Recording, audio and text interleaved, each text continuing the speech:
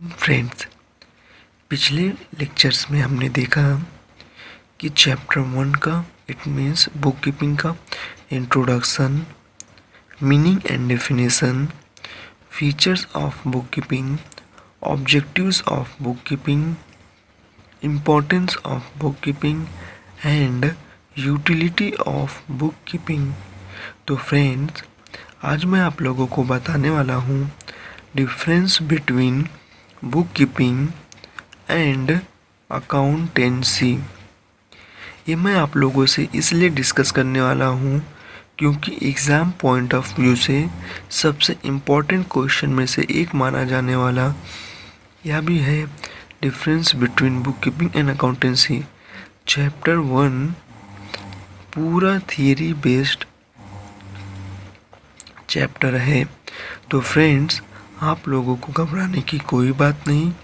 जितना हो सके मैं उतना आप लोगों को पूरा detail word to word explain करने की कोशिश करूँगा, क्योंकि मैंने अब तक देखा है कि कॉलेज लेवल पर और क्लासेस लेवल पर लोग थियरी कॉन्सेप्ट को ज़्यादा डिस्कस नहीं करते हैं।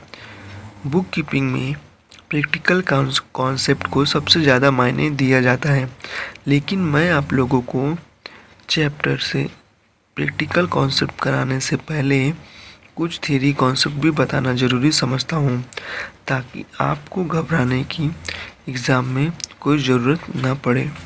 तो फ्रेंड्स, चलिए फिर स्टार्ट करते हैं। Point, meaning, book keeping. Book keeping का मीनिंग क्या होता है?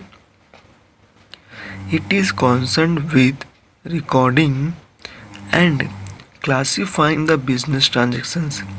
बुक कीपिंग क्या करता है? बिजनेस के सभी ट्रांजेक्शन्स को रिकॉर्ड करता है और उसे क्लासीफाई करता है। क्लासीफाई मीन्स अलग अलग करना, personal account, real account, nominal account, expenses, incomes, loss, profits, assets,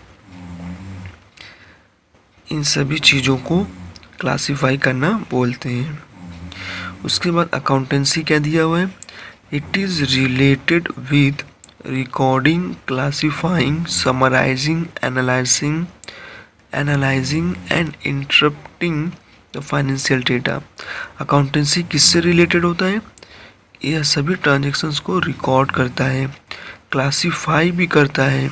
record करना मतलब मेंटेन करना फ्यूचर रेफरेंस के लिए। क्लासीफाई करना मतलब वर्गीकरण करना, अलग अलग करना, पर्सनल, रियल और नॉमिनल में। समराइजिंग करना, detail information, analysing, research and interpreting the financial data. जो भी फाइनेंशियल डेटा होता है उसके ऊपर महत्वपूर्ण डिसीजन क्या ले सकते हैं, ये हमें कौन बताता है? अकाउंटेंसी। अब स्टेज में देख लेते हैं। Bookkeeping is the primary stage in the accounting. It is the base of accounting. Bookkeeping primary stage. Bookkeeping primary stage होता है अकाउंटिंग का, और यह बेसिक मतलब बेस होता है अकाउंटिंग का। और accountancy apart from the primary stage, it includes secondary stage of analysis and interpretation. Means इसका मतलब यह होता है कि बुक कीपिंग के बाद सेकेंडरी स्टेज जो होता है वह अकाउंटेंसी होता है, जो ट्रांजेक्शन्स को एनालिसिस करता है और इंटरप्रिटेशन करता है। एनालाइज मीन्स रिसर्च करना, ट्रांजेक्शन्स के बारे में डिटेल्ड इंफॉर्मेशन निकालना।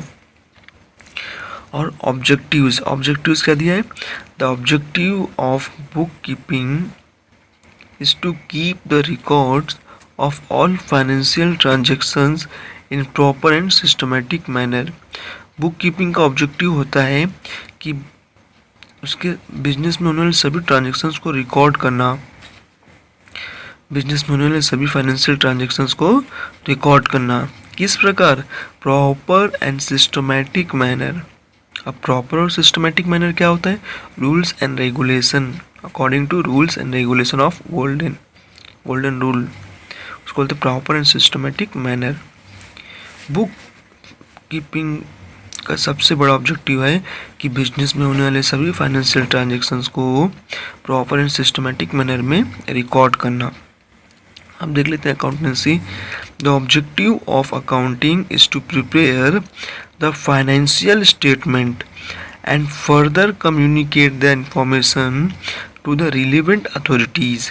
अकाउंटेंसी का सबसे बड़ा ऑब्जेक्टिव क्या होता है कि अकाउंटेंसी के माध्यम से हम बिजनेस में होने वाले सभी ट्रांजैक्शंस को फाइनेंशियल स्टेटमेंट के रूप में रिकॉर्ड करते हैं एंड फर्दर, और उसके बाद communicate the information to the relevant authorities.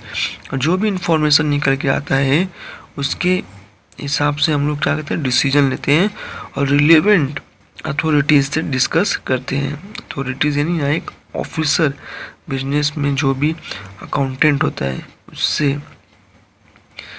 Responsibility, अब क्या जिम्मेदारी है। Junior staff is responsible for keeping records. Junior staff जो होता है, जो जूनियर मतलब छोटे दर्जे के स्टाफ होते हैं कंपनी में, और बुक कीपिंग में ट्रांजैक्शंस को रिकॉर्ड करते हैं। Accountancy, senior staff is responsible for keeping accounts. जो सीनियर स्टाफ होते हैं कंपनी में वह क्या करते हैं, रिस्पॉन्सिबल मतलब जिम्मेदार होते हैं अकाउंटेंसी के। सीनियर स्टाफ बिजनेस में होने वाले सभी ट्रांजैक्शंस को अकाउंटेंसी में रिकॉर्ड करता है, अकाउंटेंसी मेंटेन करता है, और जूनियर स्टाफ बुक कीपिंग में ट्रांजैक्शंस को रिकॉर्ड करता है। आउटकम्स, इसका क्या फ़ायदा है।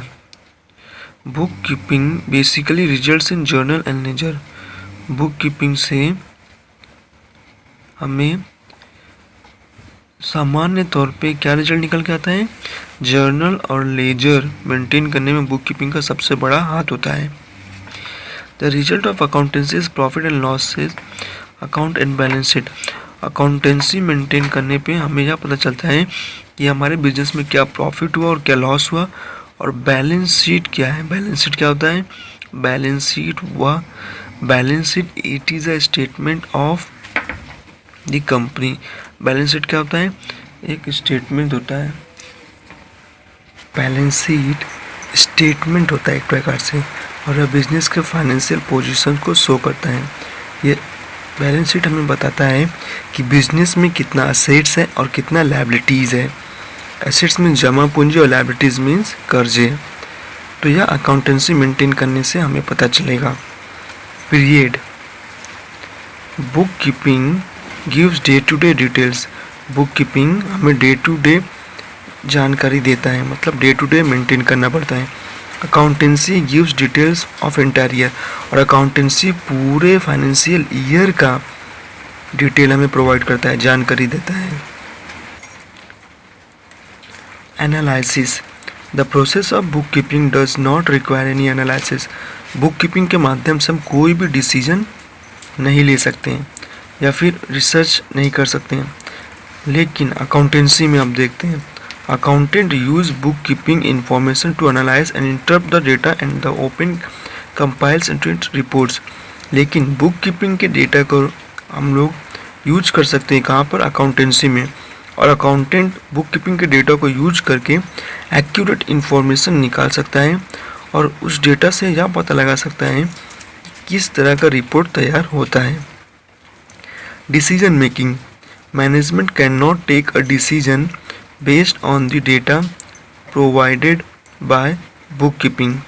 बुक कीपिंग में जो भी ट्रांजेक्शन्स हमने अब तक रिकॉर्ड किया है उस डेटा के ऊपर मैनेजमेंट किसी भी प्रकार का कोई डिसीजन नहीं ले सकता है। लेकिन अकाउंटेंसी में depending on the data provided by the accountants the management can take critical business decisions. मतलब कि जो भी अकाउंटेंसी में अब तक का डेटा प्रोवाइड किया है किसने, अकाउंटेंट्स ने, किसके माध्यम से, बुक कीपिंग के माध्यम से, वह मैनेजमेंट उसके ऊपर बहुत ही क्रिटिकल मतलब इम्पॉर्टेंट डिसीजन ले सकता है। अकाउंटेंसी में जो भी डेटा रिकॉर्ड किया जाता है, मेंटेन किया जाता है, उसके ऊपर मैनेजमेंट बहुत ही इम्पोर्टेंट डिसीजन ले सकता है।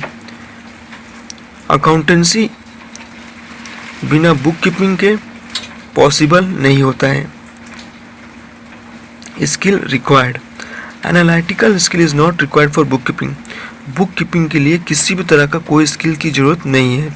It requires analytical skill. Analytical skill इसको ज़रूरी है। एनालिटिकल मीन्स अकाउंट का नॉलेज होना ज़रूरी है। तो फ्रेंड्स, आज हम difference between book keeping and accountancy देख रहे हैं।